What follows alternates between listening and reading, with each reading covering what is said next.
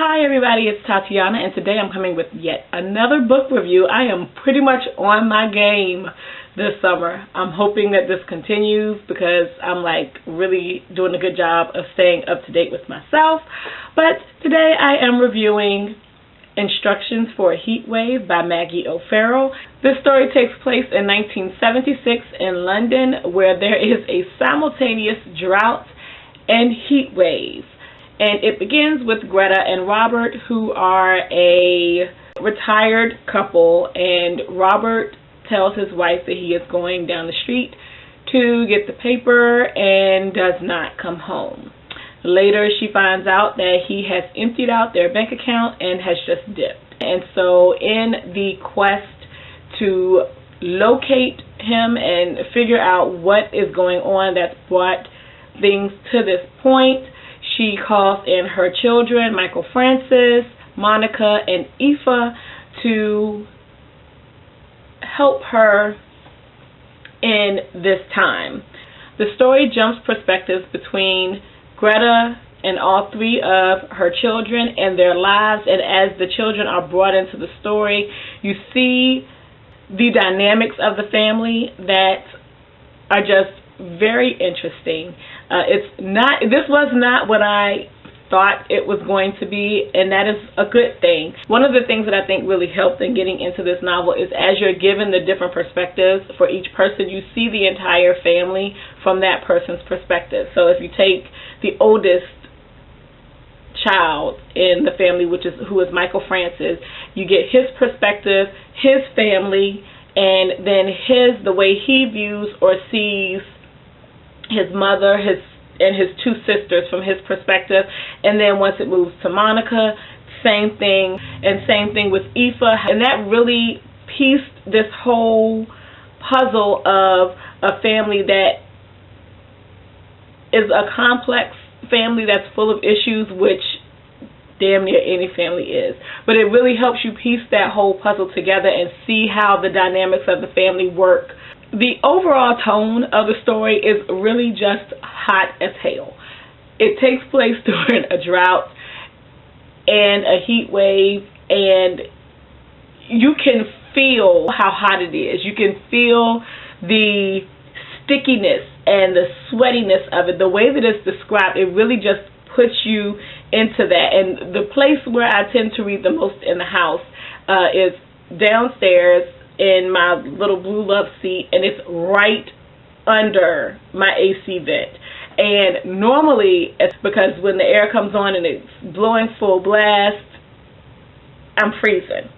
While reading this book, the air would be on, and then I would realize well after the fact that I'm normally cold when the air is on. And then once I did get a little chilly, I would cover myself up, but then reading this novel, I would get hot. And I would have to take my little throw off so that I could cool back down, because there's so much that takes place that exacerbates the effect of the heat that is in London during this time frame. And they wake up in the morning, 6 o'clock in the morning, 4 o'clock in the morning, and it's 80-something degrees in the house and outside, and it's hotter in some sections of the house than other sections of the house. And it's not even that that's harped on a lot, but just with the dynamic, the heat, the stress of the situation that Greta is feeling, that Michael Francis is feeling in his life, that Monica's feeling in his life, that Aoife's feeling in her life, and then bringing all of those stressful situations together, the tension that's created is just sticky, and it's so, I really don't think that I've read anything that's gotten me that good in a long time. And everything worked together, where even if this was written and they had central air, it still would have felt hot, because the stickiness and the uncomfortableness, is that a word, of the situation is what takes precedent in the story when you have all of these personalities, these temperaments, these relationships, these deceptions, all of these things that have just come into this small area in this story. This little confine in the grand scheme of things that is the familial life of these 4 individuals in the story. It's awesome. Of the characters in the book, the ones that stood out the most for me were Aoife and Monica. If you have not read the story, I can't really explain why Aoife really stood out for me. I can give an anecdotal story as to why, but it's I don't know. Okay, anecdote.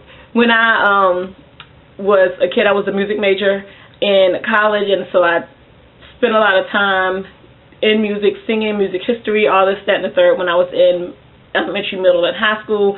And when it came to music history, one of the things that always stood out to me was learning that Beethoven went deaf, and one of the most popular symphonies that he wrote, that he composed in the decline of his hearing, and just the desperate measures that he took to be able to hear it as well as he could. He would saw the legs off of the pianos in the house to put them on the floor so that he could feel the vibrations of the floor. And then when you come to the concert and you are supposed to be conducting what has come to be one of your best known works, he was completely deaf.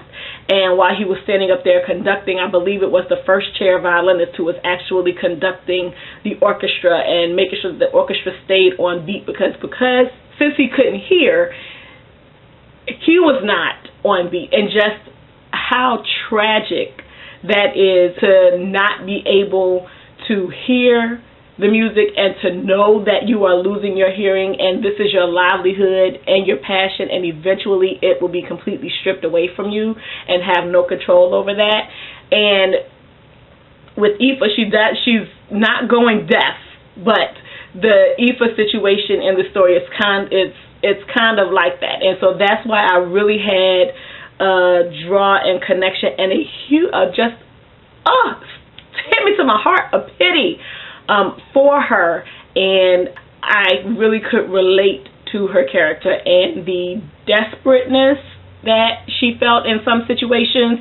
By far my favorite character in the story is Aoife. Another thing that was interesting about the story is that there are no chapter breaks, and it really kept you wanting to read the novel. When I first started it, for maybe about the first 70 pages, I didn't think that this was going to be a novel that was for me. But by the time I said, this isn't that bad, I was completely absorbed. And from that point, I didn't want to put it down, which became a problem. A lot of times I fell asleep just in the middle of a paragraph because I didn't want to stop reading, but my body just couldn't take it anymore. So the only issue that I had with this book is that it ended. I wanted to know more. I wanted the story to keep going, and it did reach an ending point. This is an awesome book, and Rebecca Shinsky said that she wants everybody to read it, and I can understand why. She feels about this like I felt about Kindred by Octavia Butler. I get it. I totally get it. And I gave it 5 stars. Well, I haven't rated it on Goodreads yet. I'm not going to put my rating up there until I upload this video, but this will be getting 5 stars because it's that good. This is probably in the top of the books that I've read so far in 2015. So that's all that I have to say for that book today, and I hope you all have a good weekend whenever you see this video. Peace out.